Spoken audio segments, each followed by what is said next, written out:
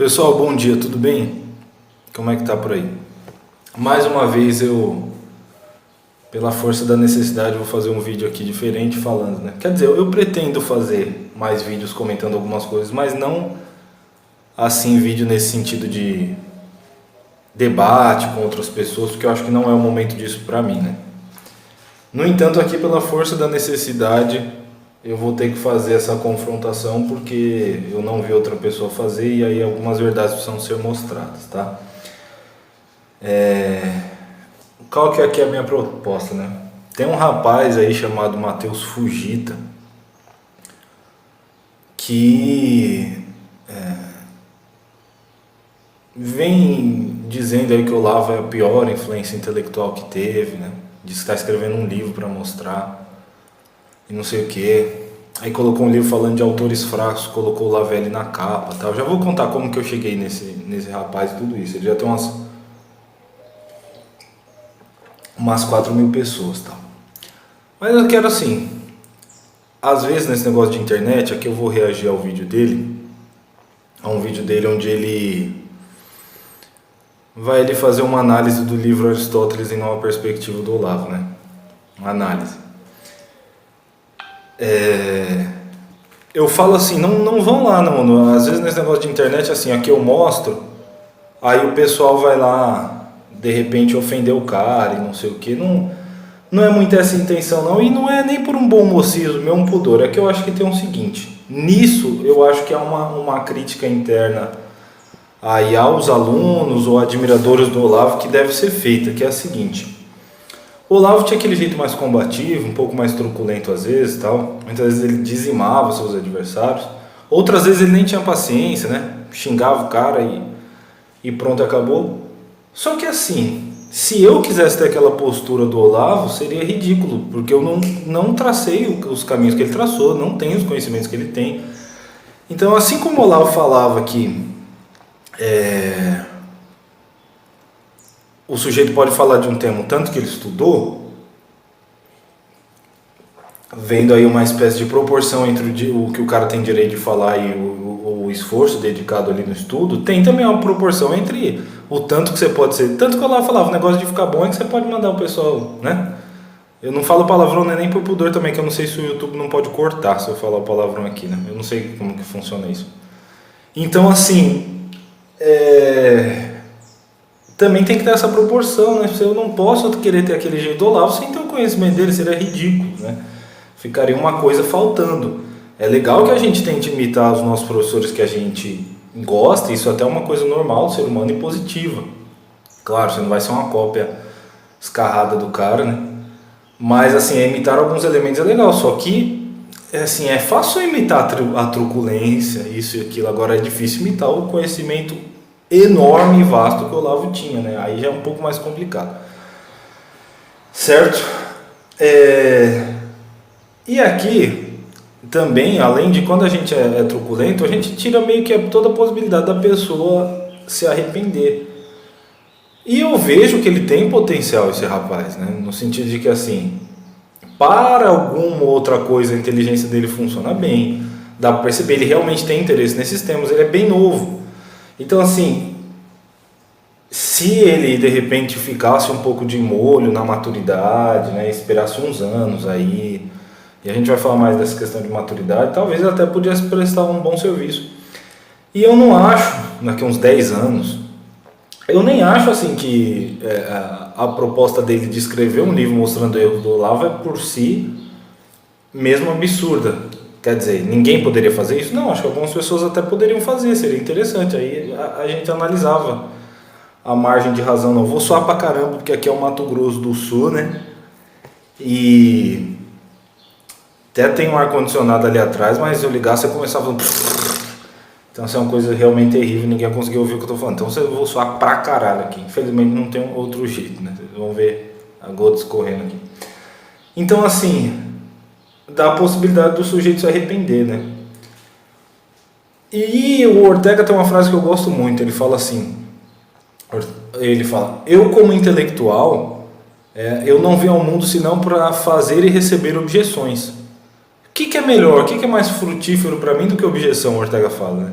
Se a gente vence o adversário, nós podemos fazer o gesto do bom sagitário que enfincou a flecha no flanco da caça, né? Então aquele gesto nobre de quem venceu, um gesto de triunfo. E se por outro lado a pessoa nos vence, que melhor ventura, né? Ortega fala, é uma nova luz irradiando ali nas nossas pupilas. Morre o nosso eu menos uma parte do nosso eu e reacorda para nova verdade descoberta. Então para ele é uma coisa maravilhosa. Então apelo até aí ao próprio Fujita e a quem mais que for que leve a coisa não tanto pro lado pessoal, embora tenha algumas coisas pessoais sim, não dá para negar e eu vou falar quais são lá pra frente, mas no sentido assim de cair na real, né? Realmente conviria que ele caísse na real. Aqui, gente, muitas vezes vocês vão ver olhando pro papel, porque eu faço uma espécie de roteiro. O que é esse roteiro que eu quero dizer?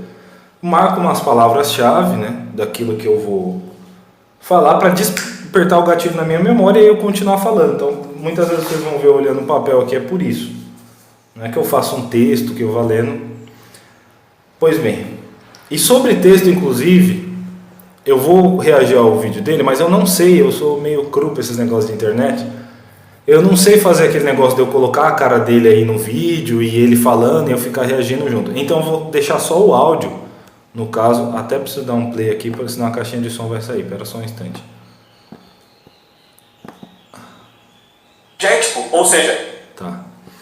Eu sou a Vanessa Lopes. Puta e é claro que ainda tem propaganda. É Ei, caramba. Aí. O que eu tava dizendo mesmo? Sim. Como eu não sei fazer, então vocês vão ficar só ouvindo ele. Só que a coisa é pior. Se ele tivesse feito um vídeo espontâneo, já era muito ruim, porque os erros assim, eles são muito básicos. São muito básicos mesmo, assim, alguns erros, né? Quer dizer, o vídeo inteiro, praticamente. Só que ele ainda fez textualmente o vídeo dele, ele corta o tempo todo. Então ele está lendo uma coisa, fica claro, né? E ele também não parece fazer nenhuma questão de disfarçar e tudo bem, pelo menos isso é bom, né? Não fica fingindo. Mas assim, ele está lendo o texto, o que por si não é um problema. Então quer dizer, o cara não pode ler? Não, isso aí por si não é problema, mas assim... quando a gente vê erros monstruosíssimos assim, e que o cara ainda pensou, porque ele escreveu um texto, pensou um pouco, né? É complicado, tá certo? Como que eu conheci o canal desse Matheus Fujita? Apareceu para mim como recomendação no YouTube um vídeo falando, né, da desonestidade intelectual do Nogueira. Aí eu falei, vou dar uma olhada. E realmente ele mostrou ali que tem um vídeo que o Nogueira está lendo um livro lá e está dando uma aula como se fossem palavras dele próprio. Isso aí também dá pano para manga, não é o foco do meu vídeo aqui. Mas tem o seguinte, né? Outro motivo de eu gravar esse vídeo, além de ser assim uma defesa de certo modo do Olavo e do Lavelli, que são autores que ele vem aí atacando de um modo bem incisivo, embora incisivo, mas assim, enfático na verdade, mas com muita tolice, né? O vídeo acaba sendo um documento vivo de que a teoria do Olavo está correta. Então assim, poderia servir até de apêndice para alguns livros do Olavo, para o curso do COF, assim, se a gente transcrevesse esse vídeo dele, porque o Olavo muitas vezes fala, é muito perigoso a pessoa ficar trabalhando com os conceitos sem ter uma preparação imaginativa, sem ter consumido a literatura de ficção, aquela coisa toda. Porque ela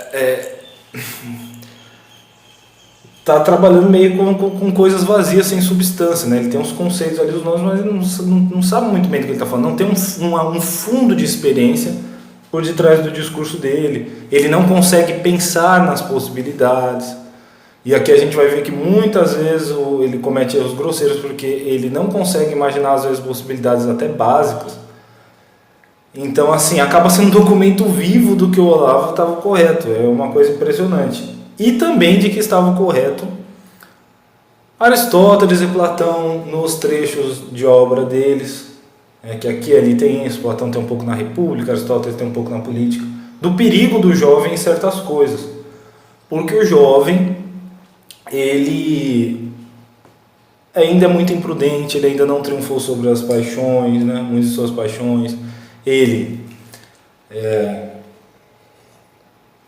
muitas vezes entra nas contendas pelos motivos errados, né? Assim, eu mesmo, assim, essa questão da juventude me atrapalha, né? Eu falo que eu não quero fazer muito de debate porque eu ainda preciso, eu não conheço a mim mesmo ainda num nível satisfatório, eu ainda preciso me conhecer muito melhor, triunfar sobre vários vícios meus e assim por diante, né? Então, assim, acaba também documentando esse negócio do Aristóteles e do Platão que a gente fala, né? Quer dizer, então, é aquele negócio do Nelson Rodrigues, né? Jovens envelheçam. Quer dizer, eu tô tentando, né? Tô ficando com as entradas aqui para ver se, se fico mais velho, mas tá complicado. Então, assim, o vídeo também vai ser bom por isso, né? Além de ver se um apelo para ver se o cara cai na real, porque não deixa de ser um potencial desperdiçado, né? Se o cara tem interesse nessas coisas, etc, ele tá prestando um serviço, ele pode estar afastando pessoas de coisas que são boas e que são frutíferas, assim, de um jeito muito... Então, alguns erros, né? Fica claro que ele não meditou bem nem mesmo no que é o discurso mito poético. Eu já vou mostrar para vocês como que a gente consegue perceber isso na hora que eu for reagir ao vídeo dele. Mas fica claro que, assim, ele nem tem certeza, quando o Olavo está falando das etapas do conhecimento, se a poética do Aristóteles, por exemplo, entraria dentro do próprio discurso poético ou não. Mas é evidente que não, porque o Aristóteles ali ele está analisando a poesia, né? Mas ele em si mesmo não está escrevendo poesia. Então, assim, Olavo não quer que você leia a teoria da poesia, faça estudo da poesia para depois... Pelo contrário, ele fala, gente, não queira, ele insiste com isso seus alunos várias vezes, não queira... dissecar os textos, né, assim, ficar analisando isso aqui. Não, se impregne das possibilidades o máximo possível, das possibilidades dos mitos, né, da possibilidade dos romances, da poesia e assim por diante. Depois, quando você já tiver acumulado muito, você vai ter material para começar a trabalhar filosoficamente. Aí você começa a analisar. Isso eu até já falei por ele por comentário no YouTube, levantei esse ponto. Eu levantei 7 pontos, aí ele falou que ia responder os 7 pontos, e assim, os 7 pontos ele só pega uma pequena parte, tem muito mais coisa. Ele só respondeu um lá, aí assim, ele falou que não viu no vídeo dele, no discurso dele, onde que alguma coisa que demonstre essa confusão que eu estou fazendo então entre... a confusão que ele faz entre o estudo da teoria da poesia e a própria poesia. Eu já vou mostrar no vídeo dele os momentos em que essa confusão se mostra, né? E aí, primeiro ele fala que não viu, e aí para justificar, ele fala assim, ademais, essa parte do texto também está lá porque o próprio Olavo extrai dessa primazia da poesia o valor da poética, motivo pelo qual ele fica indignado pelo fato da pouca atenção que a poética recebeu. Mas é claro que é óbvio, o Olavo até fala isso no Aristóteles em Nova Perspectiva, por isso que às vezes dá a impressão que ou o cara não leu, quer dizer, leu um ou outro trecho e passou por um monte de coisa, ou se ele leu, eu não sei o que é pior, aí vocês decidam. Porque assim, o Olavo fala que na verdade o Aristóteles e o Platão foram pensadores extremamente influentes. E essa pouca atenção que foi dada à poética fez com que as pessoas dessem menos atenção à poesia. Porque se um autor muito grande tem uma obra grande falando daquilo ali, significa que aquilo tem uma grande relevância. Então é simplesmente isso, não significa que o Olavo achava que o pessoal tinha que ficar estudando a teoria da poesia ou a poética. Quer dizer, claro que ele acha esse estudo importante, mas assim... Não quando ele está falando isso não entraria, no caso, no primeiro discurso. Na prática do primeiro discurso, que para uma prática filosófica madura, o sujeito tem que ter passado por essa etapa. Então, repito, a poética do Aristóteles ou o estudo de teoria da poesia não entra, se eu vou me preparar, então, vamos supor que o Olavo me convenceu, tá? Vamos ver se o Olavo está certo, eu quero seguir o itinerário que ele falou. Eu não vou começar já lendo teoria de poesia, entende? Primeiro eu vou ler romances, ler ficção e assim por diante. Isso é muito óbvio no que o Olavo está falando, muito óbvio, não é só... Ele foi muito irresponsável em vários momentos esse rapaz, porque assim, era só ele ter pensado, meditado mesmo. O que aconteceu? Fica cada vez mais evidente. Ele provavelmente já deve ter um desafeto com o Olavo, porque o Olavo fala alguma coisa que eu ali que ele não gosta, ou não concorda e não sei o quê. Aí ele foi querer reagir, já foi ler o livro com preconceito, então já querendo achar defeito. Achou umas coisas que pareciam erros feios do Olavo, e aí já foi correndo querer desbancar o cara. Só que assim, porra, aí é que entra uma imprudência tremenda, porque aí realmente ele falou, o Olavo é uma das piores influências intelectuais que já existiram, né? Bom, esse Olavo dele realmente, o cara teria que ser um jumento. Então assim, mas esse não é o Olavo real, né? Esse Olavo dele, se o Olavo pensasse isso aí que ele... A gente já vai ver, né? Vai ficar menos abstrato, a gente vai entrar no próprio vídeo. Aí sim você podia falar assim, pô, não, o cara tá arrasando, isso é um jumento. Mas a questão é que ele faz uma confusão assim, desgramada. E ele tem outra coisa também, que o vídeo dele acaba confirmando a teoria do professor Olavo. Eu não sou alguém que estou praticando a filosofia, vamos dizer assim, né? Eu li muito texto de filosofia, estudei o próprio o Koff, a própria obra do Olavo, etc, etc. Mas já tem um bom tempo que eu estou focando justamente também, não só por isso, mas também porque o Olavo me convenceu dessa necessidade da preparação no discurso poético. Tem um bom tempo que eu estou dando um privilégio para ler poesia, para ler romance. Aí eu vou colocando no meio disso alguns livros de filosofia. E ele está discutindo filosofia o tempo inteiro. Vai ver, tem discussão aí, não sei o que. Eu não vi poucos vídeos dele, mas eu percebi que tem, assim, né? Discussão de não sei o que, de Duns Scott, aquilo outro, Tomás de Aquino, não sei o que, e Raimundo Lúlio e tal. Então, assim, ele está estudando muito mais filosofia que eu, mas por não ter uma certa preparação, tanto de certos conhecimentos externos quanto de uma preparação do seu interior, faz cagadas assim enciclopédicas, como diria o Nelson Rodrigues, né? De modo que assim, cada vez que eu fui vendo o vídeo dele, a coisa foi ficando mais feia e eu falava assim, cara, dá até uma certa tristeza, uma coisa meio deprimente, porque você vê que tem coisas que são muito complicadas, porque o pessoal, nossa, esse vídeo é uma obra-prima, tal. E no vídeo a postura dele ela é até um pouco, já é bem prudente, mas é um pouco mais comedida que em outros lugares. Mas o que aconteceu? Ele fez esse vídeo, provavelmente ninguém respondeu, até por isso que eu estou respondendo, ou algumas pessoas talvez, né, já perceberam o erro, mas xingaram ele lá, né, tal. Então ele achou que ele estava com a razão e foi criando asa e engordando, vamos dizer assim, engordando. Só que a internet é muito perigosa, porque até falei isso para ele, falo assim, pensando no bem dele também. A internet é assim, o pessoal quer saber de torcida. Então, quantas pessoas que vão ver o vídeo vão ter capacidade de analisar certas coisas, né? E às vezes não é que a pessoa não tem capacidade porque é burra, porque todo mundo praticamente potencialmente inteligente, mas muita gente não é efetiva, muita gente não se dedica seriamente a essas coisas, né? E mesmo entre os que se dedicam, é o que eu falo para ele.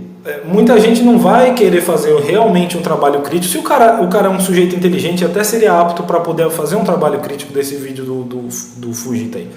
Mas se o cara já tem um desafeto com o Olavo, ele vai tender a ser menos rigoroso nessa busca. Então ele vai ver o vídeo, pô, legal, muito bom, o Fujita, parabéns e tal.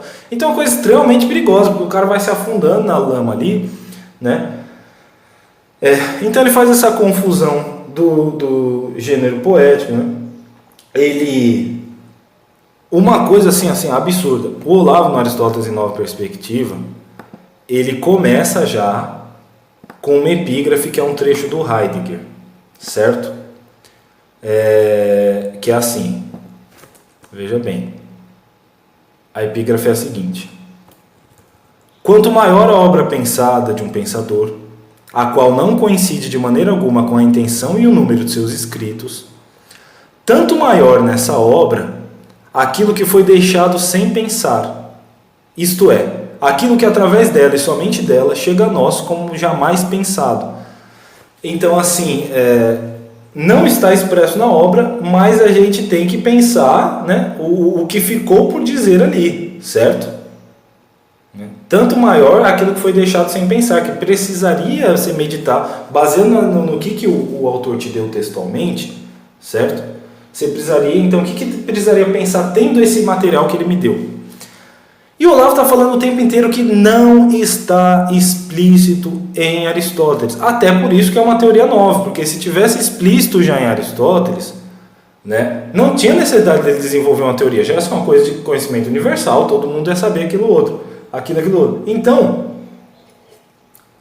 ele precisaria mostrar, esse Fujita, ou que essa tese está errada, isto é, que não existe isso, o texto se fecha em si mesmo, que seria uma coisa absurda, porque sempre que a gente vai escrever um texto, fica coisa que de fora, a coisa fica incompleta, até porque, como diria o padre Sertiange, tudo está em tudo, então sempre vai ficar coisas, associações, parte que você poderia explicar melhor. É muito difícil que alguém vai escrever sobre um tema e esgote ele, é uma coisa assim, quase impossível, né? Então, ou seja, ou ele precisaria, só que o Olavo faz muito essa crítica de que o pessoal só quer pensar por texto, etc, etc. Agora veja como é complicado o negócio. Ou seja, para o Olavo, ele me parece com toda razão, para o Heidegger também, mesmo se você pegar todo o conjunto da obra escrita do sujeito, ainda vai faltar muita coisa. Então esse negócio, essa interpretação, que inclusive influi muito nas letras, eu estudo letras, né? Atrapalha o pessoal o entendimento, eles não conseguem perceber muito bem as coisas por conta disso, porque eles querem se fechar no texto. Então, mesmo se você ler toda a obra inteira do sujeito, ainda vão faltar coisas por dizer. Ah, mas Pedro, para eu poder criticar um cara eu tenho que ler absolutamente tudo? Não, mas você vai ter que ter estudado bastante, né? Um cara complexo, você vai ter que ser, porque o Olavo é um pensador complexo, não adianta negar, né? Até no que ele pode ter eventualmente errado, não foi um erro pequeno, foi um erro de complexo. Isso aí você pode ter certeza. Então, assim, até se você pegar a totalidade da obra, vai ficar faltando coisa. Imagine se você pegar uma obra e você ainda nem ler, porque assim, ele não leu isso aqui inteiro. Agora, como é possível o Olavo falar o tempo inteiro que não está nos textos, e aí para provar a parte central, quando ele vai falar que o Olavo está errado, ele vai dizer assim: ah, não, mas o termo técnico de imaginação e fantasia é um termo técnico para Aristóteles. Então, assim, que não encaixa com o que o Olavo está falando. Então, o Olavo está falando realmente que o Aristóteles não falou diretamente, que aquilo não está no texto. Ele faz o quê? Ele vai um livro do Aristóteles, né? Pega lá uma definição de imaginação e fala que, quer dizer, ele já estava anunciado. O que você está fazendo? Já estava anunciado no Olavo que não estava no Aristóteles. Inclusive, até melhor do que eu falando aqui, eu vou colocar um trecho do Olavo comentando isso, né? Rápido, é uma coisa de uns 10 minutos. Ele falando vai ser até muito, vai dar uma iluminada aqui, com certeza. É alguém muito mais inteligente que eu, né? Então, palavras do Olavo aqui, que até toca já nesse ponto que o Fujita. Um trabalho academicamente excelente. Vamos lá. Eu estava lendo um trabalho academicamente excelente do Luiz Costa Lima, um crítico literário de boa reputação no Brasil.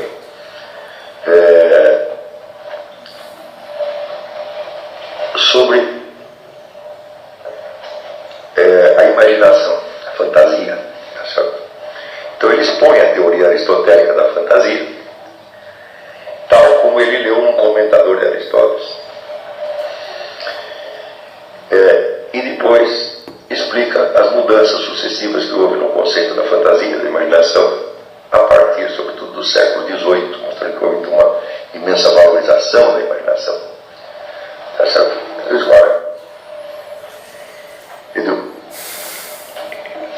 O que ele entende como doutrina aristotélica da imaginação?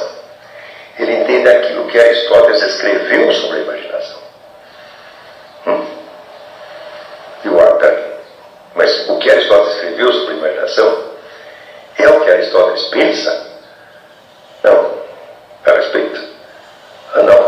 Aristóteles sabe a respeito, não o que ele escreveu, é somente o que ele escreveu.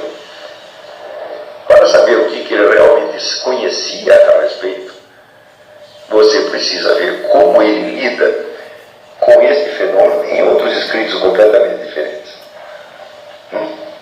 Então,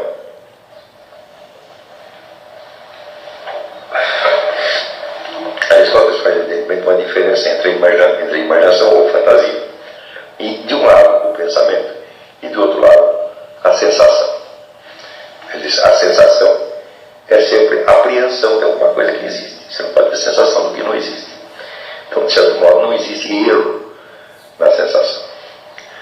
Aí, por outro lado, vamos dizer, no pensamento, bom, existe a possibilidade de erro, mas existe a possibilidade de corrigir através da regra da lógica.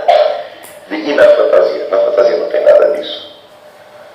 Você parte da sensação, mas as combinações que você faz, né, não estão comprometidas, não tem um compromisso de fidelidade à sensação e não tem um compromisso de fidelidade à lógica. Tá certo? Então, a conclusão que se tira deste texto, do texto onde Aristóteles diz isto, né, é que ele, de certo modo, desvaloriza a imaginação. E, bom, a conclusão que se tira deste texto. Porém, é o tal negócio, eu estou lidando com textos ou estou lidando com experiências reais de pessoas reais? Para saber o que é Aristóteles, não o autor desse texto em particular, mas Aristóteles é uma pessoa de carne e osso, entender sobre imaginação, é descobrir como é que ele lida com isso em situações onde ele não está falando especificamente disso. Por exemplo, quando ele diz que a inteligência racional não pode lidar diretamente com os conceitos da experiência sensível, mas somente com as suas imagens depositadas na memória. E em outro lugar completamente diferente, ele diz que memória e fantasia são a mesma função. Então, assim, entende que Aristóteles está colocando a imaginação no centro do processo cognitivo. Por que eu sei disso? Porque eu não estudo textos. Eu aprendi que textos são somente a ponta do iceberg. Por trás do texto tem um mundo de experiência real. E é essa experiência real do autor que eu devo tentar descobrir e ter acesso. Daí eu vou compreender o que ele está querendo dizer. Senão eu compreendi apenas o que ele disse e não o que ele sabe. Então o Olavo está falando isso aqui no próprio Aristóteles em Perspectiva, ele fala isso o tempo inteiro. Então simplesmente o que o Fujita fez não tem o menor sentido. Agora veja uma coisa, como resposta a um comentário que eu fiz lá no canal dele, ele falou assim, eu estou escrevendo um livro, né, coisa que eu já tinha lido em outros lugares, né, para mostrar sobre o Olavo, tá? Claro que eu não consegui esgotar tudo, mas o problema é que assim, às vezes você vê que ficam algumas questões no ar, o cara não conseguiu falar tudo, fica algumas questões no ar, então quem está vendo fala assim, precisaria de mais desenvolvimento, né, tal. Mas o problema é que ele já mostra bases cabalmente erradas, e a gente vai ver algumas aqui. Então não é questão, ele realmente não entendeu o que o Olavo está falando. Isso vai ficar muito claro, certo? E tem partes do Aristóteles em Nova Perspectiva que são realmente bem espinhosas e complexas, certo?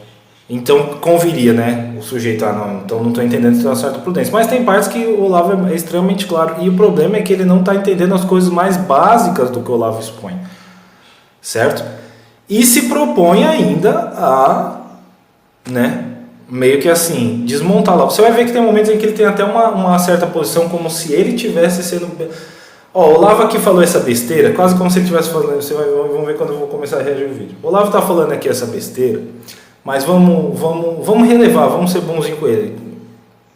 Então, assim, falam que o cara é presunçoso, ele fica... Não é uma ofensa pessoal, mas é o que os fatos mostram. Falam que o cara é presunçoso e aí ele fica assim um pouco chateado, né? Mas, pô...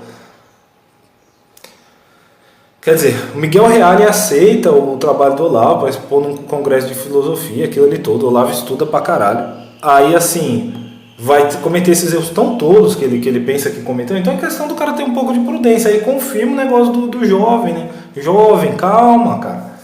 Certo? E assim... Então, como eu falei, né, tem uma irresponsabilidade até uma certa desonestidade. Por isso que eu falei que tinha alguns elementos pessoais que não dava pra negar. Por que é onde entra a desonestidade? O cara nem lê direito o livro e sair reagindo, pô. Conviria, se ele tem a dúvida, ninguém é obrigado a não ter dúvida. Mas de repente tentar perguntar pro Olavo, pô, o Olavo tá inacessível? Quais são os bons alunos dele? Vou tentar esclarecer isso aqui com alguém. Depois, mesmo assim, vamos supor que um aluno explica para ele mal, o aluno vai ser o próprio Olavo, né? Então, gente... Olha, eu fiquei com essa dúvida, eu não entendi isso aqui, se alguém puder me explicar. Aí depois passar, sei lá, né? 3 anos, ninguém falasse nada. Então não é questão dele colocar dúvida, isso aí faz bem até tal. Mas é o modo como ele coloca, que é presunçoso sim. E em segundo lugar, assim, depois desse vídeo, as asas dele se ergueram de um jeito incrível, que daqui a pouco de outros vídeos, quer dizer, imagina os outros vídeos, talvez tenham... Provavelmente deve ter confusão assim a rodo por aí, né? Então assim, as asas dele foram crescendo e toda aquela coisa. Agora outro ponto, tá? Então o que eu ia falar? Ele já foi, provavelmente ele é um cara, fica claro, provavelmente não, fica claro que ele é um cara que não tem uma cultura literária. Então ele deve ou ter ouvido isso aí do Olavo já estudando filosofia, e aí foi aquela reação assim, né? Ele não tinha o negócio, aí se sentiu meio uma espécie de amargor por não ter aquilo ali, o cara tá falando que aquilo ali é necessário. Aí disso, tudo que ele foi investigar, já foi investigar partindo que ia achar o erro, não foi com os olhos abertos realmente, né? E assim, o que o Olavo fala da literatura ser imprescindível para o sujeito praticar a filosofia, e isso assim, no Aristóteles em perspectiva ele não aborda tanto, mas mas em outros lugares ele fala disso o tempo inteiro. Para a ótica da moral e da autoconsciência é muito claro. E eu fiz um vídeo, não vou repetir todos os meus argumentos aqui, mas eu fiz um vídeo aqui de mais de 1 hora, tem poucos dias, mostrando todos os meus argumentos, aí você vai lá. Agora eu vou passar eles aqui de modo bem resumido. De modo bem resumido é o seguinte: há um consenso na filosofia que aquele que vai praticar a filosofia deve ser verdadeiro. Só quem é verdadeiro pode conhecer a verdade, pode contemplar a verdade. Então o sujeito tem que buscar o bem, tem que ser virtuoso. E essa busca do bem, ela é um objeto de afirmação tanto socrática quanto aristotélica, enfim. É por isso que o Aristóteles fala, o jovem mexer com a filosofia política é complicada, tal, porque ele ainda é imprudente, como eu já falei. Então a gente percebe que a experiência é importante para a prática da filosofia, certo? Certo. A literatura é um triunfo sobre a experiência. Vou falar de um modo muito grosseiro e esquemático aqui, porque como eu falei, eu expliquei tintim por tintim, fiz um vídeo de mais de 1 hora, eu vou deixar o link aqui no comentário. Por quê? Você conhece outras vidas, você vê outros seres humanos por dentro. Como a poesia ela é expressão de impressões, você acumula impressões de outras almas, bastante sensíveis e complexas. Então você vai, na sua vida você só vai ter a sua experiência. Quando você vai consumindo muita literatura ficcional, você vai tendo um triunfo sobre o tempo, você vai colecionando a experiência de muita gente. E isso é essencial para você conhecer o ser humano. Como você vai ser um filósofo sem conhecer o ser humano? Até porque a finalidade da nossa vida não para em nós precisamos, né, nos voltar às outras pessoas. Certo? Então, como eu vou ajudar as outras pessoas sem as entendê-la um pouco, sem ter um esforço para as entender? A literatura ficcional é, por excelência, esse esforço intelectual na busca de compreensão do outro. Certo? Eu explico, tanto que o próprio Cristo se valia da literatura ficcional. O Cristo usava do discurso poético quando ele fala parábolas, por exemplo. Poiesia é criação, ali ele está criando, dando imagens e etc, etc, etc. Então assim, mas aqui eu estou falando de um modo muito grosseiro. No vídeo lá eu vou explicar isso aí ponto por ponto, eu não vou me repetir aqui, sendo que eu já falei lá. Agora sim, de modo que veja, O Aristóteles não deve nada a ninguém, evidentemente, é um dos homens mais inteligentes da história da humanidade, tudo isso.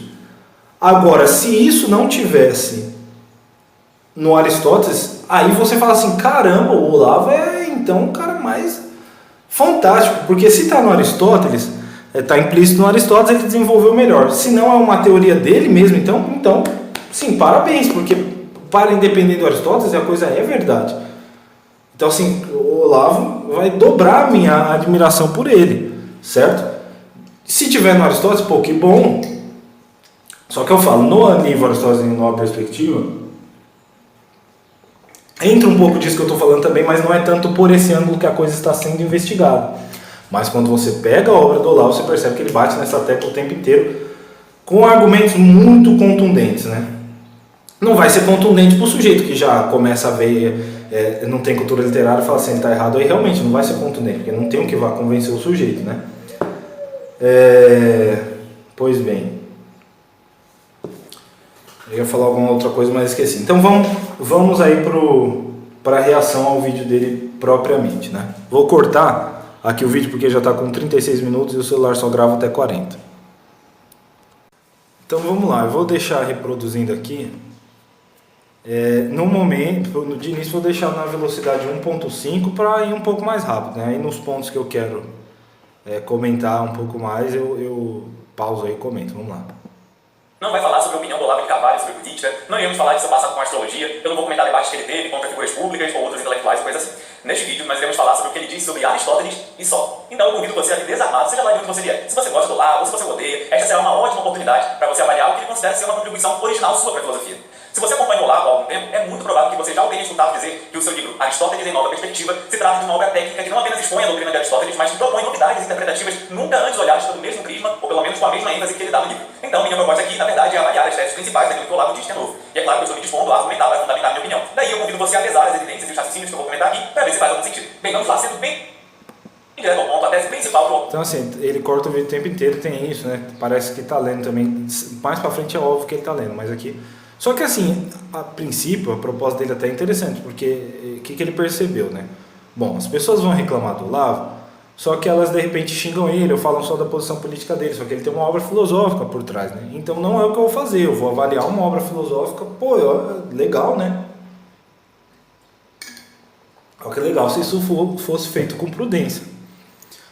E com mais, até mais... Não é que ele não tenha conhecimento, é que em determinadas áreas ele vai ter até... Também outra coisa, não quero que o cara seja assim... por conta dos erros que eu vou mostrar aqui, que me parecem muito claros, se não forem, me parece muito cabal, né? Mas aconteceu algum milagre aí que não vai acontecer. Mas assim, beleza. Agora, tem conhecimentos específicos e muito provavelmente ele vai ter mais do que eu, né? Então assim, nem acho que o cara é um total incapaz ou não sei o que. Só que assim... Depois de erros tão grosseiros assim, sinceramente, conviria ficar de molho, assim, sei lá, uns 5 anos estudando, consumindo a literatura mitopoética, né? Ia envelhecendo, e assim por diante, quem sabe a coisa melhorava. Né? Mas beleza, vamos lá. Nesse livro é chamada de Teoria dos 4 Discursos. Olavo diz que sua ideia pode ser resumida da seguinte forma. O discurso humano é uma potência única que se atualiza de 4 maneiras diversas. A poética, a retórica, a dialética e a analítica lógica. E ele continua. Segundo essa perspectiva, a poética, a retórica, a dialética e a lógica, estudando modalidades de uma potência única, constituem também variantes de uma ciência única. Eu vou tentar explicar isso de várias formas diferentes, dando suas implicações. Basicamente, o que o Olavo de Carvalho está dizendo aqui é que quando Aristóteles escreveu as suas obras, o seu projeto filosófico estava comprometido, de certa forma, com a ideia de que a poética, a retórica, a dialética e a lógica analítica estavam todas conectadas pelos mesmos princípios, constituindo um todo coerente, integrado e indissolúvel. E para o Olavo, essa é uma conclusão que a gente pode extrair não só dos textos de Aristóteles. Para ele, essa era tanto a intenção do autor, quanto uma constatação correta a que todos nós podemos chegar. Daí que o livro do Olavo está se dispondo tanto a fazer uma análise filológica, exegética do texto, quanto uma demonstração daquilo que Aristóteles supostamente tinha pensado também. Além disso, o Olavo também dedica alguns momentos do livro para criticar o distanciamento que essas áreas acabaram sofrendo. Por exemplo, para ele foi muito prejudicial para o pensamento humano. Você vê que ele meio que sabe e não sabe ao mesmo tempo, né? Porque ele fala que não está no texto. Então o Olavo falou, porque o Olavo frisou isso o tempo inteiro. Mas quando ele vai responder, ele recorre ao quê? Ao texto, à simples definição do Aristóteles.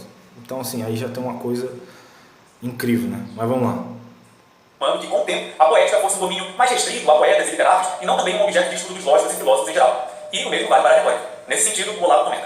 Em primeiro lugar, a retórica, nome de uma ciência abominada pelos filósofos, que nela viam o emblema mesmo de seus principais adversários, os sofistas, não suscitou, desde sua primeira edição por Andrônico, o menor interesse filosófico. Foi lida apenas nas escolas de retórica, as quais, para piorar as coisas, entravam então numa decadência acelerada pelo fato de que a extinção da democracia, suprimindo a necessidade de oradores, tirava a razão de ser da arte retórica, encerrando-a na redoma de um formalismo narcisista. Logo em seguida, a poética, por sua vez, sumiu de circulação para só reaparecer no século XVI. Apenas para dar um pouco mais de contexto para essa declaração, Olavo está comentando aqui as consequências a que a edição das obras por Andrônico de Rhodes acabou levando com o tempo. Para quem não lembra, ele foi um grego que viveu por volta do ano 60 a.C., que teria feito a edição das obras de Aristóteles mais ou menos em seu formato clássico como nós conhecemos hoje em dia. Daí, Olavo diz que dissociar, separar, por exemplo, a poética do órgão, que é conhecido como a obra lógica de Aristóteles, teria causado ou colaborado para que, com o tempo, o estudo da poética não tivesse o peso e a consideração que deveria ter entre os filósofos. Fenômeno muito semelhante aconteceu, segundo Olavo, com a retórica, que não teria suscitado interesse filosófico desde aquela edição de Andrônico. Mas vamos já comentar essas falas do Olavo. Mas vamos entender de forma resumida o que ele entende por cada um desses termos. Há um momento no livro em que ele dá alguns argumentos para defender seu ponto de vista, como quando ele diz que a imagem de um Aristóteles muito mais da lógica e menos associada com a poética, como se a teoria do discurso fosse só da dialética e da analítica, não deveria ser levada em consideração. Ele diz que justamente essas 4 ciências tratam de 4 formas com que o homem pode influenciar a mente de outro homem, 4 maneiras que avançam em sentido de credibilidade. Ele diz: o discurso poético versa sobre o possível, dirigindo-se sobretudo à imaginação, que capta aquilo que ela mesma presume. O discurso retórico tem por objeto o verossímil e por meta a produção de uma crença firme, que supõe, para além da mera presunção imaginativa, a anuência da vontade. E o homem influencia a vontade de outro homem por meio da persuasão, que é uma ação psicológica fundada nas crenças comuns. O discurso dialético já não se limita a sugerir ou impor uma crença, mas submete as crenças à prova, mediante ensaios e tentativas de traspassadas por objeções. É o pensamento que vai e vem por vias transversas, buscando a verdade entre os erros e o erro entre as verdades. O discurso lógico ou analítico, finalmente, partindo sempre de premissas admitidas como indiscutivelmente certas, chega pelo encadeamento silogístico. Aqui eu não estou pausando tanto, porque ele está assim, querendo primeiro apresentar o que o Olavo pensa, né, para depois ele levantar as objeções. Então é claro que nessa parte vai ter menos erros. E vai ser a demonstração certa da veracidade das conclusões. Ou seja, para o Olavo, como há uma progressão bem amarrada, partindo daquilo que é o mero possível trabalhado pela imaginação, avançando para o verossímil apontado pela retórica, que é testado na face da dialética pela confrontação de hipóteses, e depois demonstrado algoritmicamente na lógica, seria estranho tentar separar essas áreas de alguma forma. Para ele, uma teoria do discurso que não inclua qualquer um desses itens estaria incompleta e falha. Por isso, caros ouvintes, frequentemente vocês ouvirão Olavo de Carvalho dizendo que não se deve estudar filosofia antes de se ler e estudar os grandes clássicos da literatura. Primeiro, para ele, deve-se estudar a poesia, alimentar o imaginário com bons autores de contos e romances, para aí sim avançar para outros estudos. Somando-se a isso, ele vê na própria gnosologia e método de Aristóteles uma base para a sua teoria. É que, como no esquema de Aristóteles é a imaginação que agrupa as impressões que os sentidos externos recebem no mundo exterior, portanto, é no uso e estudo da poesia que tudo começa, sendo necessário alimentar esse imaginário para se construir conceitos mais abstratos de forma saudável. E além disso, Olavo ainda dá outro argumento para se pensar que é assim que as coisas são. Ele faz o seguinte raciocínio no livro: se Aristóteles fosse um autor cuja ênfase fosse muito maior na lógica, como se ela fosse a parte mais importante e independente da teoria do discurso, então não faria sentido, segundo Olavo, que o método de escrita dele em seus tratados seguisse sempre o de uma exposição dialética. Por quê? Bem, vamos lembrar que no esquema atacado pelo Olavo, a dialética está como se fosse um degrau inferior, menos importante do que a lógica analítica, o que não faria sentido para ele, já que Aristóteles sempre escreve de forma dialética. Na verdade, Olavo diz que esse argumento ele viu na obra de um autor chamado Eric Weil e que achou bom mencioná-lo no seu livro. Mas, grosso modo, como eu já falei, o que ele está dizendo aqui não... Aqui, quando eu li, veja, é óbvio, né? Então ele está apresentando um dos motivos do Olavo falar por que o Olavo faz isso. E o Olavo diz assim, né? Como é possível que o Aristóteles achasse que a analítica é superior e quando o Aristóteles vai escrever, predomina sempre a dialética, vai confrontando as hipóteses, confronta as hipóteses dos sábios, isso aqui disse isso, aqui, e vai deixando as coisas em suspense e vai avançando, avançando, avançando.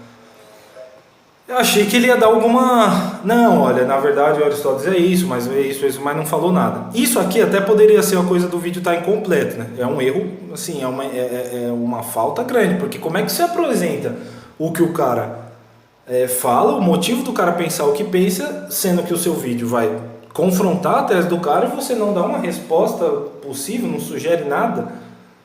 Mas assim, aqui até poderia ser uma coisa de complemento, tá? Mas vai ficar bem grave o negócio, vocês vão ver.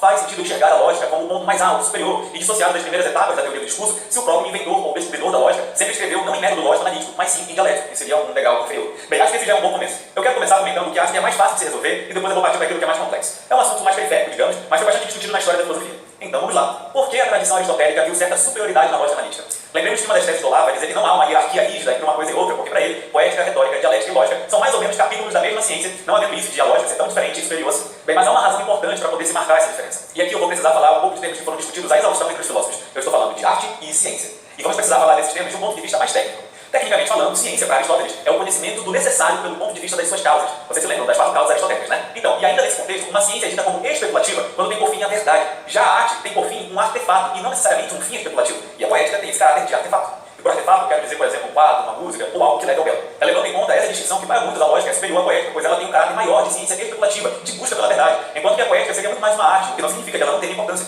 De toda forma, eu já faço a ressalva de que algo pode ser tanto uma... Só outra observação. Ele fala que não significa que ela não tem importância. Todas as vezes que ele fala de arte, assim, tem alguma importânciazinha.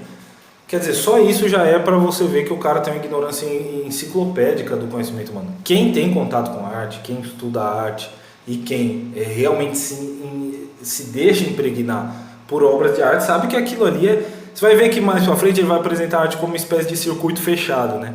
Quer dizer, você estudar poesia e arte, etc., vai ajudar você a ser mais criativo, provavelmente, para fazer mais arte. Então a coisa está fechada em si mesmo. Toda aquela ponte ali para o campo, por exemplo, moral, que inclusive está no Aristóteles, por exemplo, à medida que o Aristóteles fala que é mais excelente quando você mostra as personagens que têm um caráter virtuoso e grandioso, etc., quando fala da questão de aproximar da compaixão ou do terror, de gerar esses efeitos, por exemplo, quando fala da catarse, né? Que é a cura interior mediante uma identificação com a personagem ali da tragédia, etc, etc, falando de um modo bem grosseiro, que todos isso envolvem o homem inteiro, por assim dizer, são coisas absolutamente transformadoras da arte. Ele não... já dá pra ver que o contato dele com arte, assim, é muito, sobretudo a arte literária, é muito precário. Isso aí fica muito evidente, né? Uma ciência quanto uma arte ao mesmo tempo. Se nós colocarmos na mesa todas as opiniões dos escolásticos, alguns dirão que a lógica é somente ciência, outros dirão que é ciência e também arte, ou farão até outras distinções mais minuciosas. A opinião escolástica mais relevante, que é a atomista, diz que a lógica é tanto arte quanto ciência, mas como a lógica cumpre mais esses critérios de ciência especulativa, de busca pela verdade, é por isso que também os comunistas consideram superior a poética. E já que estamos falando de Idade Média, será verdade mesmo aquela história de que a retórica não suscitou o menor interesse filosófico desde a primeira edição feita por Antônio de Rhodes? Será mesmo que o aristotelismo ocidental ignorou completamente a retórica e a poética até o Renascimento, como o Olavo alega? Bem, por mais que seja verdade... Aqui, ele pega assim, o Olavo fala, a retórica não suscitou o menor interesse. Então. Aí ele vai pegar alguns trechos onde a retórica são citados, uma vez ali na obra do Tomás de Aquino, aqui ali. Vou até avançar essa parte. Só que assim, isso aqui já mostra um desconhecimento da linguagem assim, muito grande. O trato dele que ele dá para a linguagem é muito... O sujeito é um burocrata, parece, né? Porque assim, é como se você escrevesse assim... todo mundo sabe que o Brasil é um país, certo? Aí todo mundo é de conhecimento geral que o Brasil é um país. Vamos colocar isso na aula. Aí ele, será mesmo que não é assim? E aquela tribo aborígene da Austrália lá que não teve contato com nenhum ser humano ainda, é uma tribo que vive isolada do resto do mundo, etc. Aquela ilha lá que não sei o que. Pô, não, né? Para ele ter uma coisa justa, ele teria que ver as coisas proporcionalmente, ou seja, dentro esses 4 discursos, então, poética, retórica, dialética e lógica, quantas vezes os outros trabalhos são investigados e citados e estudados? Então teria que ser um levantamento sério. Por quê?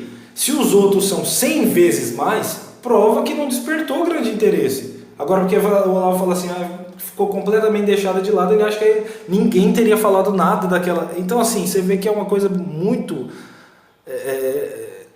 sem sentido, né? Mas vamos lá. Que a poética e a retórica não tenham sido as principais matérias comentadas. As falas de Olavo parecem um pouco exageradas nesse ponto. E para provar o que eu estou falando, como eu falei, ele vai mostrar que alguns caras, então assim, né? Aquilo, por todas as formas acessíveis, todas as coisas que podemos compreender, pelo menos nossa vontade de conhecê-las. E o ato da vontade é claramente direcionado ao universal, como Aristóteles diz na retórica. Odiamos ladrões em geral, pois entrar Aristóteles. Um comentário que é visto por muitos de seus estudiosos como um grande avanço no estudo teórico e científico da questão, e não no estudo limitado à dica de oratória, por exemplo. Na verdade, quem já teve acesso de falar bem sobre assuntos civis, enquanto a amplitude que Aristóteles dava ao assunto é muito mais interessante. Em Aristóteles, a retórica tem links com a ética e acaba, né? A retórica é uma parte da dialética aplicável à moral civil. A retórica é um tipo particular de arte raciocinativa, um tipo particular de dialética. É uma contribuição teórica importante para a retórica. Acho que ficou claro então que essa história de que a retórica não suscitou o menor interesse filosófico não é bem por aí, certo? Bem, mas esse tipo de objeção é o de menos. Vamos avançar para outro assunto que com certeza é mais relevante. Como eu já disse, para o Olavo, um dos argumentos que ele usa para sustentar a teoria dos 4 discursos é o de que a própria filosofia ou teoria do conhecimento aristotélica dá base para isso. Talvez este seja um trecho complicado para quem não está familiarizado com o vocabulário aristotélico, mas eu vou tentar explicar de forma mais didática depois, ok? Vamos lá, vejam aqui o que o Olavo diz. Para Aristóteles, o conhecimento começa pelos dados dos sentidos. Aqui eu vou começar a deixar um pouco mais lento, porque ele mesmo está falando que está indo para as partes mais cruciais, né? E daqui a pouco, assim, vão começar a surgir erros assim, enciclopédicos e monumentais, né? Então aqui eu vou deixar na velocidade de reprodução normal. São transferidos Agora ele está lendo o trecho do próprio Olavo, no caso, né? Memória, imaginação ou fantasia, que os agrupa em imagens, segundo as suas semelhanças. É sobre estas imagens retidas e organizadas na fantasia, e não diretamente sobre os dados dos sentidos, que a inteligência exerce a triagem e reorganização com base nas quais criará os esquemas eidéticos ou conceitos abstratos das espécies, com os quais poderá, enfim, construir os juízos e raciocínios. Dos sentidos ao raciocínio abstrato, há uma dupla ponte a ser atravessada, a fantasia e a chamada simples apreensão, que capta as noções isoladas. Não existe salto. Sem a intermediação da fantasia e da simples apreensão, não se chega ao extrato superior da racionalidade científica. Há uma perfeita homologia estrutural entre esta descrição aristotélica do processo cognitivo e a teoria dos 4 discursos. Não poderia mesmo ser de outro modo. Se o indivíduo humano não chega ao conhecimento racional sem passar pela fantasia e pela simples apreensão, como poderia a coletividade, seja a polis ou o círculo menor de estudiosos, chegar à certeza científica sem o concurso preliminar e sucessivo da imaginação poética, da vontade organizadora que se expressa na retórica? Isso aqui é uma coisa interessantíssima, né? O Olavo está falando que tem as mesmas leis que tem na escala da comunidade, na escala civilizacional, tem na escala do indivíduo, do conhecimento do indivíduo humano também. Porque realmente a gente observa que primeiro surgiu o mito, né? O discurso mito poético, então na Grécia Antiga. Primeiro vieram as tragédias, as fábulas, das quais Platão, Aristóteles e Sócrates tinham posse, né? Como eu falo no outro vídeo, Sócrates tinha um monte de fábula decorada, por exemplo, né? Aristóteles tem esse elogiar Homero, essa coisa toda. Então eles tinham bebido bastante daquilo ali. E depois vai progredindo, né? Tem os filósofos pré-socráticos, aí tem... ou seja, aquela mesma coisa do discurso que o Olavo falou, tem daí o Sócrates com a sua dialética, né? Então aquilo que o Olavo falou, que sempre acontece isso, aí depois vai com o cristianismo, você tem um mito fundador, depois você tem um desenvolvimento, assim por diante. Então o Olavo fala até que aí na cultura muçulmana também ocorre isso, então ele percebeu que, né, sempre tem segue essa ordem. Então se a comunidade é a soma dos indivíduos, como que na escala do entendimento individual também não teria mais ou menos a mesma coisa, né? E aí o que o Olavo fala, né? A gente começa na apreensão dos sentidos e depois tem operações mais sofisticadas do raciocínio, falando de modo grosseiro é isso. O que vai levar o que a gente pega no sentido para essa parte dessas operações mais sofisticadas, né? A gente vai ver as confusões que o rapaz vai fazer aqui quanto a essas coisas. E da triagem dialética empreendida pela discussão filosófica? Bem, antes de falar sobre o principal problema desse parágrafo, assim, eu já vou dizendo logo que, no mínimo, a maneira pela qual o Olavo expõe a gnosiologia de Aristóteles está incompleta ou imprecisa. Percebam que ele diz que, dos sentidos ao raciocínio abstrato, há uma dupla ponte a ser atravessada, a fantasia e a chamada simples apreensão, que capta as noções isoladas. Mas, na verdade, na concepção aristotélica, há mais elementos do que apenas esses. Eu vou tentar explicar melhor. Para Aristóteles, existem 5 sentidos externos. No século XIX, adicionaram a sinestesia como sentido externo também, mas isso não vem ao caso agora. Bem, e esses 5 sentidos são potências passivas e ativas, não ao mesmo tempo, que estão ordenadas aos seus respectivos objetos. Por exemplo, a visão é uma potência que está ordenada à cor, e assim funciona para cada um dos outros sentidos. E além dos externos, existem os sentidos internos. Em primeiro lugar, existe o famoso sentido comum, ou consciência sensível, que é o que unifica os seus objetos. Funciona assim: quando eu vejo uma xícara azul na minha frente, que foi possível por causa do sentido externo da visão, eu já vejo o azul na xícara, certo? Unido a ela, não é? E o sentido que faz isso, que unifica as várias potências de vários sentidos, é o sentido comum, senso comum ou consciência sensível, que era como Averroes chamava. Só depois que vem a fantasia citada pelo Olavo. Ela de fato tem a capacidade de reproduzir o que é dado pelos sentidos externos, mas isso é depois do processo de unificação pela consciência sensível que eu acabei de mencionar. Outra parte do processo é a da memória sensitiva. Falando muito rapidamente sobre ela, seria o sentido interno, que percebe as percepções passadas como sendo passadas e os seus objetos como também percebidos no passado. Basicamente é isso. Para o que eu quero provar aqui, não é tão importante falar dela por enquanto. Existe um outro sentido interno que é a estimativa ou cogitativa, como chamavam Avicena e Averroes. Essa é uma faculdade que Aristóteles comenta no De Anima, que nos adverte da coisa sensível externa como nocível ou útil, conveniente ou não. Por exemplo, quando um lobo se depara com um coelho, é um instinto que diz se o coelho é conveniente ou não para se comer, e se o lobo deve atacar ou fugir. Tomás de Aquino chamará isso de razão inferior, porque no caso do homem, essa faculdade está subalternada ao intelecto. E quando o homem aprende as coisas comparando uma com a Isso tudo aqui ele tá lendo, tá cortando o vídeo o tempo inteiro, tá? Só frisando, deixando claro. outra, ele obtém um tipo de conhecimento universal que pode aplicar a outras situações. E quem faz esse intermédio entre o intelecto e a parte interior da alma, segundo Aristóteles, é a cogitativa. A cogitativa é que disporá o intelecto a essas coisas singulares, segundo as quais o intelecto poderá comparar. E eu vou parar por aqui nos sentidos internos, porque a explicação completa da gnosiologia de Aristóteles demandaria muito mais tempo. Mas eu fiz todo esse arco para mostrar que dos sentidos externos até as noções abstratas, como diz Olavo, há mais do que apenas uma travessia entre a imaginação e a simples apreensão. Basta nós pensarmos, por exemplo, no sentido comum que eu expliquei. E caso você não saiba bem o que é a simples apreensão de que fala o Olavo, é basicamente a primeira operação do intelecto, que faz com que a gente consiga pensar nos conceitos universais, como homem, cavalo, casa e etc. De toda forma, esse comentário que eu fiz eu ainda considero uma questão periférica, pois o que eu gostaria de... Então assim, deixei ele falar bastante aí só para não... Porque senão poderiam falar assim, mas você não passou o vídeo inteiro. Só que por enquanto ainda nem veio a grande discordância dele do Olavo, então são as questões periféricas, aquela coisa. À medida que a discordância dele fica mais grave se mostra o erro dele. Comentar mais detidamente mesmo é que mesmo que a gente releve essas nuances mais detalhadas que eu expus, o Olavo parece fazer um salto lógico que não dá para contornar.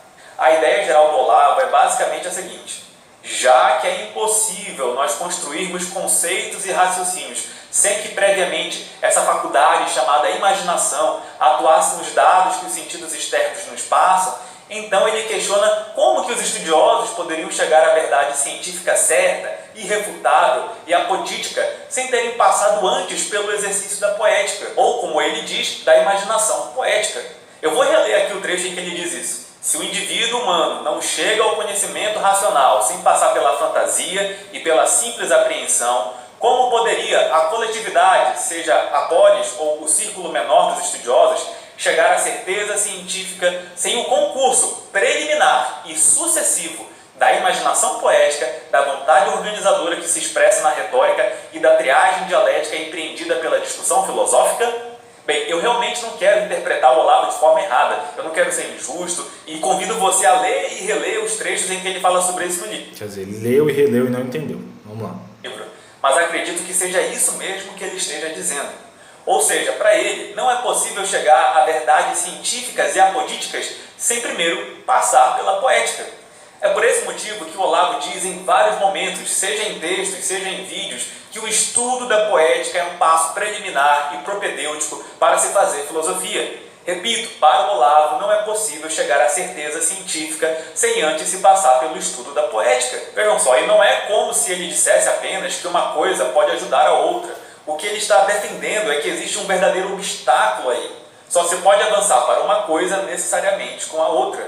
E a razão para isso vai desde coisas mais periféricas até a própria estrutura de criação do conhecimento da natureza humana. É o próprio funcionamento das faculdades humanas que levou o Olavo a essa conclusão. Mas a grande questão aqui é que não existe necessidade entre uma coisa e outra. O estudo da poética, ou a poética mesma, é... O estudo da poética, ou a poética mesma, aqui é a primeira vez onde já denunciei aquilo lá que ele sequer parou para entender bem mesmo. Não, então, o que é o discurso poético? Que o Olavo quer que o sujeito aprenda por primeiro, porque ele fala que o Olavo dá essa instrução aos seus alunos e tal. Então ele está em dúvida, significa que ele não meditou e não tomou posse, mas vai ficar mais claro ainda isso.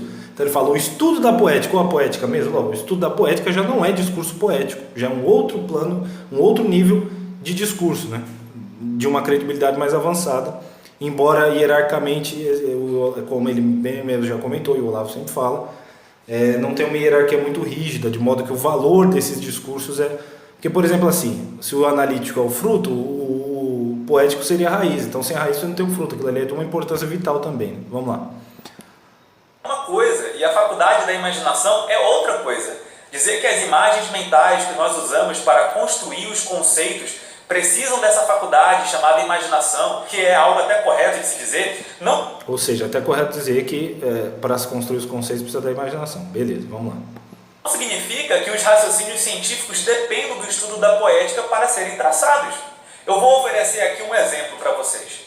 As certezas e os raciocínios que têm mais apoditicidade... Agora vai ficar uma coisa horrível mesmo. De teor metafísico. Mas, apesar de que as certezas metafísicas sejam superiores dentro da concepção de Aristóteles, as suas noções não têm nenhum correlato imagético, ou seja, que necessitem da imaginação funcionando ali no ato para serem pensadas.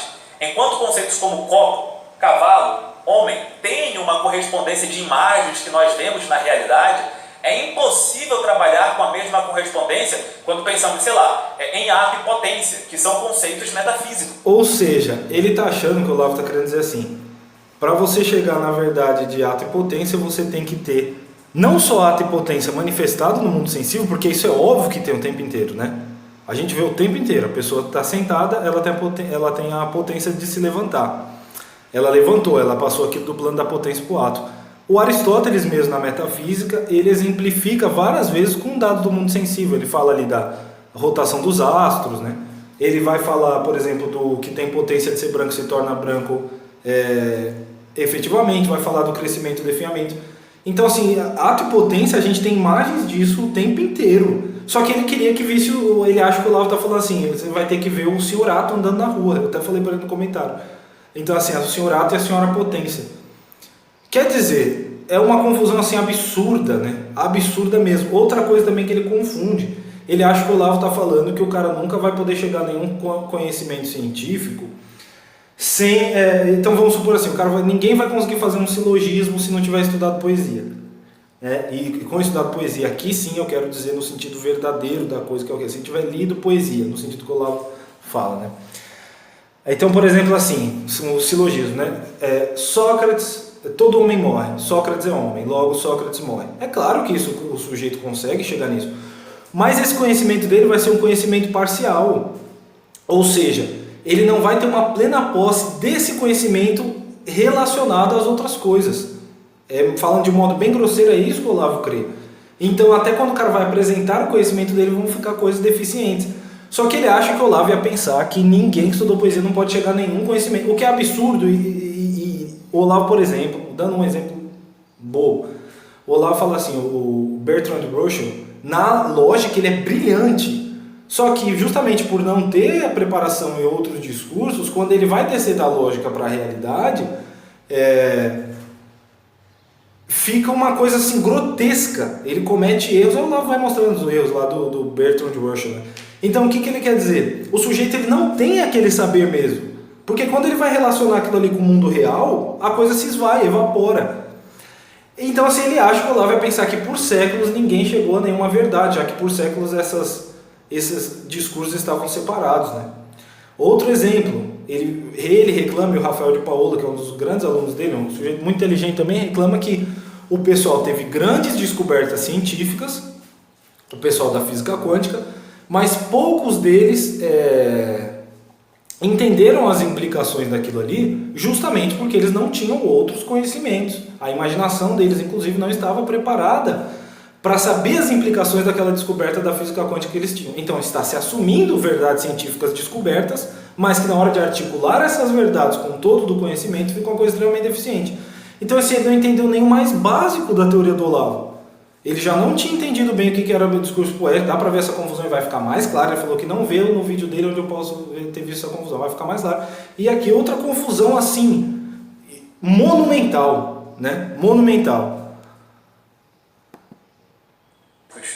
Daí que é perfeitamente possível alguém chegar à certeza apodítica e científica sem passar pelo concurso preliminar e sucessivo da imaginação poética, da vontade e mobilização que se expressa na retórica e da triagem dialética, como diz o Olavo. Basta que a pessoa consiga formular um silogismo válido tratando de assuntos metafísicos que isso já prova o meu ponto.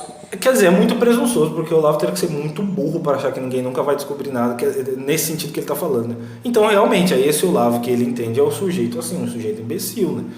Aí esse Olavo puta que pariu.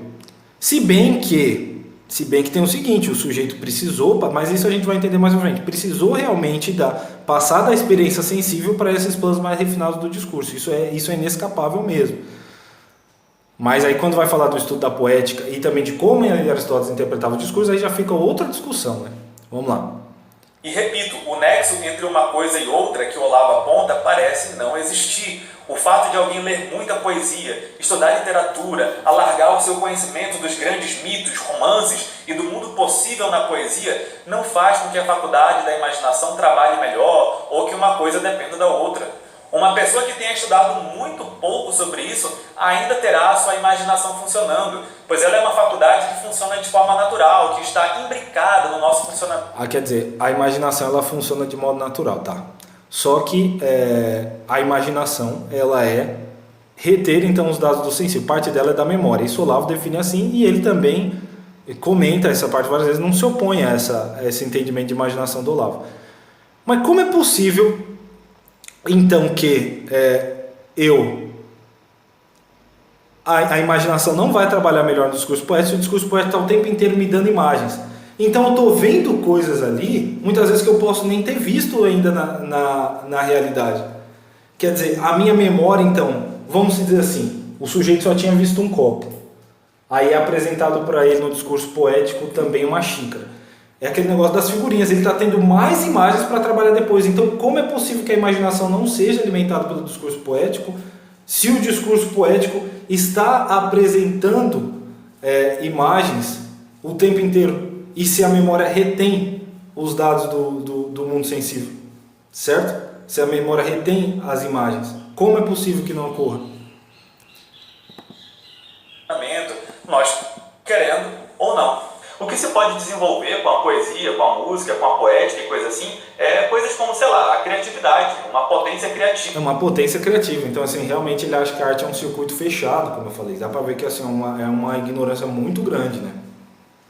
Mas vai lá aqui. Do nosso intelecto e não da imaginação. Vamos lembrar que a imaginação ou fantasia é um termo técnico bem específico para Aristóteles. Então ele vai no termo técnico no que está escrito, sendo que o Olavo está falando o livro inteiro que não se trata disso. Desde a epígrafe até o final do livro isso é repetido incessantemente. E até ele percebeu que ele não consegue vincular uma coisa com a outra. Aí é o perigo do cara trabalhar com os conceitos sem ter preparado a cabeça dele em outros sentidos. Muitos erros dele é que ele não consegue pensar em suposições. Quer dizer, será que o Olavo não imaginou isso? Será que isso aqui é uma contradição só aparente ou uma contradição verdadeira, etc, etc. Mas vamos lá. Tipo de sensibilidade e percepção artística a que geralmente as pessoas se referem, se nós tivéssemos que posicionar em alguma faculdade, estariam no intelecto e não na imaginação, como diz o Olavo. Mas talvez aí alguém esteja pensando, bem, mas o que o Olavo está... Isso aqui seria até um problema menor, né? Porque assim, mesmo se fosse, vamos supor que agora ele está falando, tá no intelecto, tá, não importa. O conhecimento da poesia vai alimentar esse intelecto e vai fazer operações do discurso mais refinado depois. Então a poesia continua nutrida. E quando ele fala o nexo parece não existir, é justamente o que o Olavo está falando. Pô, o cara não percebe, o Olavo está falando assim, olha, Aristóteles fala da unidade do conhecimento, algo que ele não respondeu. Como é que poderia o Aristóteles passar do plano dos sentidos para o plano do raciocínio mais refinado, vamos dizer assim, sem fazer essa ponte? Então esse nexo na obra do Aristóteles parece não existir. Ele fala, o nexo parece não existir, mas é o que o Olavo está dizendo, pô. Ser no sentido de que jamais a gente conseguiria pensar em qualquer coisa se não fosse a imaginação atuando desde sempre. Porque quando a gente era bebê e a gente estava formando, né, os primeiros conceitos na nossa cabeça, foi a imaginação que possibilitou desenvolver, sei lá, coisas como ideias, as falas e por consequência já... Sem a imaginação jamais conseguiríamos um dia pensar em coisas... Isso aqui é outro erro monumental, né? O cachorro começou a latir bem na hora. Vou cortar aí por causa do... Físicas, conceitos como ato e potência, por exemplo. Bem, em primeiro lugar, eu acho que isso não pode ser extraído do texto do Olavo. Mas se o que ele quis dizer implica voltar tanto assim no tempo... Olha aqui que confusão danada. Ele fala então, a não ser que o Olavo estivesse falando que quando a gente é bebê, ocorre essa possibilidade a ele. A gente vai armazenando os dados sensíveis, assim, isso não pode ser extraído do texto do Olavo. Primeiro que é óbvio, até por trecho do Olavo que ele já colocou. Quando o Olavo vai falar, se na escala do indivíduo a gente parte das sensações para o conhecimento racional, olha, quando que nós começamos na sensação sem ter o conhecimento racional ainda? É ou não é quando a gente é bebê? E aquele texto assim, ele fala, eu convido vocês a lerem e relerem. Já está dada a explicação da coisa. Pois bem, mas não bastasse isso, o Olavo fala diretamente do bebê. Aqui, ó. página 70 do Aristóteles em Nova Perspectiva. Ou então, ou ele não leu o livro inteiro, quer dizer, ou é pior, então vou ler o Olavo. Pode-se dizer que um bebê recém-nascido ainda não é racional, entre aspas. Que nele a razão está embutida em estado latente, porque não é racional, porque tem a potencial daquilo, mas ela ainda não foi efetivada. Mas razão potencial já é razão. E não outra coisa, porque é potencial justamente na medida em que tende a converter-se em ato, então a tendência é que aconteça. Deste modo, a história da gênese do conhecimento humano não é outra coisa senão a história da passagem da razão humana de potência a ato. Então a história do conhecimento humano é aquilo que era potência realmente acontecer, se efetivar, né? Do conhecimento sensitivo para o imaginativo e deste para o racional não existe corte nem ruptura, mas sim somente a progressiva efetivação da potência racional que já está embutida nas sensações mesmas. Então assim, ele fala do bebê, pô. Ele fala... E é engraçado, porque você vê a cara dele no vídeo, ele tá assim... vou tentar ser benevolente com o Olavo e supor que ele falou isso, que não pode ser extraído do texto dele. Então assim, eu tô dando uma concessão, tô sendo muito gente boa com ele. Quer dizer, e tá escrito a coisa... E nem precisaria estar escrito, como eu já falei, porque se ele fala que no conhecimento humano passa do sensitivo para o racional, é óbvio, quando a gente começa a adquirir os primeiros conhecimentos, ver as primeiras coisas, né? Então assim, é triste, né? E o pessoal, tem gente no comentário lá que fala que o vídeo dele é uma obra-prima, não sei o quê. Então assim, é realmente deprimente o negócio. É deprimente. Se o raciocínio dele é tão genético e embrionário a esse ponto, ainda assim não faz sentido relacionar isso com o estudo da poética. É verdade que a imaginação é um elemento necessário para nós desenvolvermos coisas como a fala, o pensamento ao longo dos anos e tal. Mas isso em si não guarda nenhuma relação de necessidade com o estudo da poesia. É totalmente possível uma pessoa nunca ter estudado a poética e ainda assim chegar a verdades científicas em suas investigações. O Olavo vai falar várias vezes na história de Nova Perspectiva que o sujeito não detém um saber pleno, né? Então ele fez uma confusão assim porque quis, não tem... E se ele tivesse ainda estudado o Olavo um pouco mais por fora, que era obrigatório minimamente, então assim, é uma coisa muito absurda e presunçosa, né? Como eu já mencionei. E eu insisto, uma coisa é a imaginação, a faculdade com que nós já nascemos. Outra coisa é a poética, que na verdade estuda como que usando imagens belas e feias... Olá. De novo a confusão do poético, ele não sabe bem, não entendeu bem, ele pensa que pode ser uma coisa e pode ser outra. Isso é um erro muito básico, porque é claro que o Olavo está falando que a poética o estudo da poética que ele quer dizer, que seria necessário, no primeiro nível, não é a análise da poesia, certo? É o contato com a própria poesia. Daí ele fala aqui de novo, reparem. E eu insisto, uma coisa é a imaginação, a faculdade com que nós já nascemos. Outra coisa é a poética, que na verdade estuda como que usando imagens belas e feias, o homem pode entender... Então ele está pensando no estudo da poética. Outra coisa é a poética que estuda como usando imagens belas e feias. Então ele está pensando no Aristóteles, por exemplo, da poética, teorizando sobre a poesia. Então assim, ele não meditou bem para ele poder organizar. Isso aqui é uma coisa, isso aqui é outra. Quer dizer, são erros muito básicos. Verdade e abominar a mentira. Isso é a poética para Aristóteles. Percebe o problema? Bem, mas para ser justo aqui, quero deixar claro que essa coisa de confundir ou igualar as abrangências da poética com a imaginação é uma consequência lógica que eu estou cogitando aqui agora com vocês, tá bom? O Olavo mesmo não diz isso explicitamente no livro. Aliás, há até um trecho do livro em que ele vai relacionar as duas coisas, mas não propriamente igualando, mas dizendo que são análogas. Talvez aí a ideia dele fique um pouco mais clara. Então, vamos avaliar para ver se esse trecho ajuda a entender um pouco mais o lado dele. Eu vou ler o trecho maior por completo para vocês entenderem um pouco mais do contexto. No capítulo Marcos na História dos Estudos Aristotélicos no Ocidente, o Olavo declara que... Como é que você costuma gerar novos leads para o seu negócio? Você pede indicações para seus amigos, bate na porta das empresas... Aproveitar e vou cortar aqui a propaganda que já vai dar 40 minutos de novo, peraí. Olavo declara que Aristóteles é, dentre os filósofos, aquele que mais enfatizou a unidade sistêmica do saber. Não teria sentido, portanto, ele empregar um método cortado em dois andares estanques, discurso em cima, sentidos embaixo, como numa espécie de cartesianismo avant la lettre. Ao contrário, para que o aristotelismo tivesse um mínimo de coerência... Isso são palavras do próprio Olavo, tá? Muito do texto do vídeo dele, ele está simplesmente lendo, por isso que eu não vou ficar reagindo ao que o Olavo falou, né? Porque está correto. É preciso que a estrutura do seu método tivesse uma homologia rigorosa com a estrutura global da ciência aristotélica.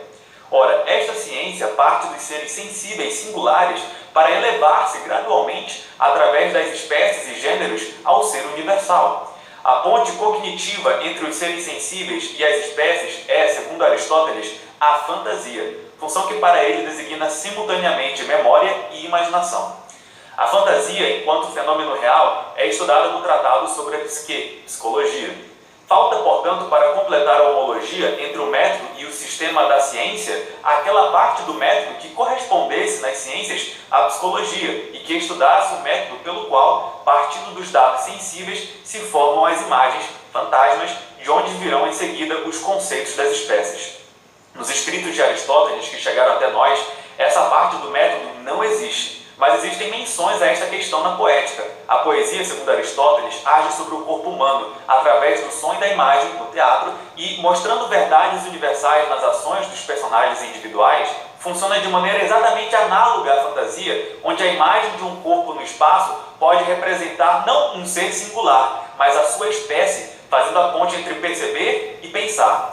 Logo, a poética corresponde, na esfera do método, isto é, das ciências do discurso, ao primeiro andar, a conexão entre os dados dos sentidos e o universo do discurso. Percebo aqui que, para correlacionar a poesia com a imaginação, o Olavo apela para a mesma estratégia de antes, só que adicionando alguns detalhes. Aqui ele coloca a função ou propriedade Só tem mais da 6 poesia minutos ao lado da de vídeo função da e imaginação. ainda tem, ele vai falar mais um pouco, mas eu não vou conseguir mais gravar. Agora sim, vamos ver se dá tempo. Para dizer que elas atuam de formas análogas. Que meu celular está ficando sem Daí, memória. E como na poesia um corpo individual pode significar toda uma espécie, há um eco aí da função da imaginação. Porque a Eu vou avançar isso aqui porque ele vai falar uma coisa que não importa muito, porque ele vai falar que na poética é obscuro que o Olavo fala da poética ser mais universal e tal. Aí quando ele vai falar do termo universal, ele sabe que pode ter mais de uma nuance, né? Agora quando vai falar de imaginação, não. Mas vamos avançar, porque tem mais um erro aqui. Eu vou falar o erro dele, em vez de reagir, mas depois vocês podem conferir lá pelo vídeo dele, porque senão só tenho mais 3 minutos, o vídeo vai acabar. Então assim, aí eu vou completar textualmente o que eu vejo que fica faltando, né? Uma espécie de conclusão, porque eu não tenho mais tempo para gravar, infelizmente. Aí assim, o cara, depois ele vai falar de uma espécie de... bom, se a poesia é a ponte entre o mundo e o discurso, não é a poesia própria do discurso, então como pode ser ao mesmo tempo a ponte e o discurso?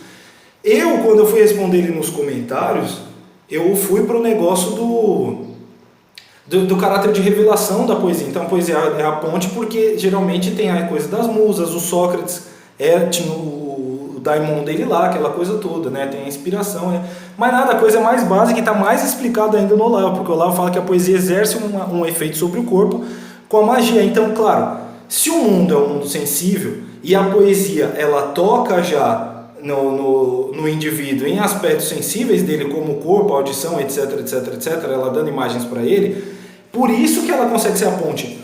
Os outros discursos, eles trabalham com níveis mais refinados da inteligência, você está entendendo?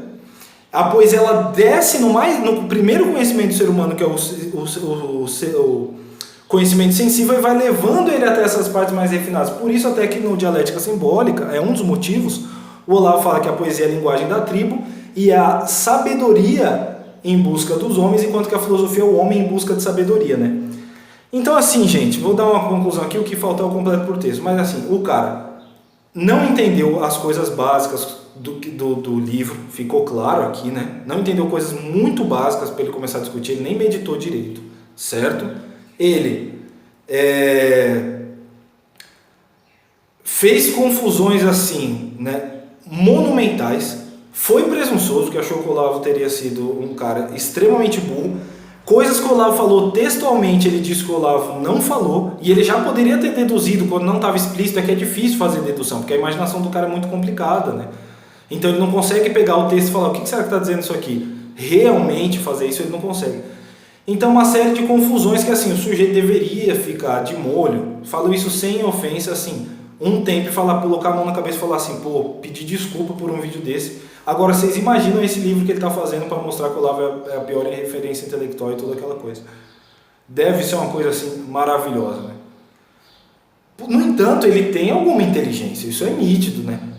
Alguma inteligência ele tem. Então assim, eu espero que ele ponha a mão na cabeça, comece a estudar e daqui a um tempo ele vai poder prestar um serviço. Não quero que o sujeito seja aniquilado e nunca mais apareça, mas assim, esse vídeo dele está horrível em aspectos morais, mostra uma presunção, mostra que ele não leu direito o que ele falou que leu, ou se leu, aí piorou, porque daí cognitivamente a coisa está complicada, eu vou ter que repensar esse negócio de eu estar falando que ele tem alguma inteligência e tal.